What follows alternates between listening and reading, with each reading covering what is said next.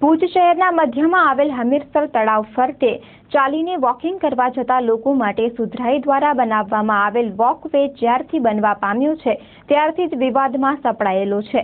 ત્યારે હવે આ વોકવેને વધારે નુકસાન થવાથી આ વોકવે ક્યારેક મોટું જોખમ સર્જે તેમ હોવાની લાગણી ભુજ સુધરાઈના વિરોધ પક્ષના નેતા શ્રી રાજેન્દ્રસિંહ જાડેજાએ વ્યક્ત કરી છે।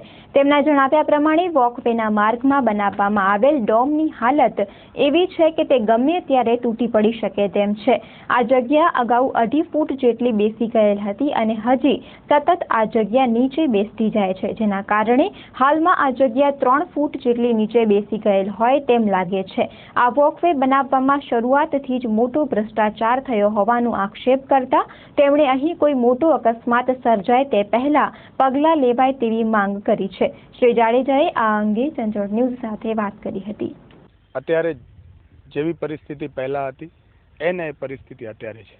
દિવસે ને દિવસે પરિસ્થિતિ ખરાબ થતી જાય છે। જે 2.5 ફૂટનો સ્લોપ હતો એ હવે 3 ફૂટનો થઈ ગયો છે। આનાથી મોટી ક્યારેક જાનહાનિ થશે। મેં પહેલાં પણ એ શંકા દર્શાવી હતી ને આજે પણ હું ફરીથી આ શંકા દર્શાવું છું કે ક્યારેક પણ અહીંયા જે બેસનારો વર્ગ છે એ ક્યારેક ને ક્યારેક આની અંદર આવી જશે એવું મને ચોક્કસ માનવું છે। તમે વિચારો તેમ 36 લાખના ખર્ચે આ ડોમ બનાવ્યું છે। આ પરિસ્થિતિ તમે જોવો કે કેટલું ભ્રષ્ટાચારથી ખદબદતું આ તંત્ર છે। 36 લાખનો ડોમ તમને કયા એંગલથી આ 36 લાખનું લાગે છે?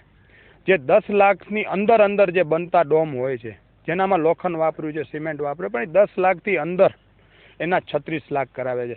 તમે જોવો તેમ આના અંદર 4 થી 5 કોન્ટ્રાક્ટરો હતા। કોને ક્યાંક અને શું થાય એનો કોઈ અંદાજ પબ્લિકને ના આવી શકે। એ પ્લાનિંગથી ભ્રષ્ટાચાર કરેલું છે। ખરેખર આનો એટલો બધો લોક જુવાળ ઉપડ્યો હતો પણ તંત્ર ક્યાંય પણ કોઈ પગલાં લેવામાં ખબર ન પડી કે કઈ રીતે અસફળ રહ્યું। ચીફ ઓફિસર સાહેબે પણ આનો એક આખો પ્રોજેક્ટ બનાવ્યો હતો, રિપોર્ટ બનાવ્યો હતો કે ભાઈ આની અંદર કોણ કોણ પદાધિકારીઓ સામેલ છે, પણ એનું પણ ભીનું સંકેલાઈ ગયું એવું લાગે છે ચોક્કસ। ખરેખર તમે જોવો તેમ આ પરિસ્થિતિ આજે વોકવેની લાઇટ પણ નથી। જે સત્તાધીશો ગયા એમણે તો ભ્રષ્ટાચાર કર્યો જ તો, પણ હાલના સત્તાધીશો આ બાબતે કશું જ કરવા માંગતા નથી અને લોકો અંધારામાં આજે જ્યારે તમે વિચાર કરો કે રાત્રે કોઈ માણસ કે વહેલી સવારે કોઈ જો વોકવેનો વોકિંગ કરતા હોય તો શંકર ભગવાનના ઘરેણા રૂપ નાગદેવતા અહીંયા એ પણ વોકિંગ કરે છે અને એ વોકિંગ કરતાં જો વોકિંગ કરતા લોકોને જો એમનો દંશ લાગશે તો એની જવાબદારી કોની છે? આ બધી પરિસ્થિતિને લઈને વોકવેની શરૂઆતથી જ વિરોધ પક્ષના નેતા તરીકે અમારા સાથી સૌ કોંગ્રેસી નગરસેવકોએ આ બાબતે પહેલેથી જ આની અંદર ભ્રષ્ટાચાર થશે એવી શંકા સેવી હતી અને એનું આ પરિણામ છે। આપ જોઈ શકો છો તેમ તમે કોઈ જગ્યા એવી બાકી નથી આ વોકવેની અંદર। એની પાડી હોય, એના પેવર બ્લોક હોય, એના ઝાડ હોય, એના લાઇટના થાંભલા હોય।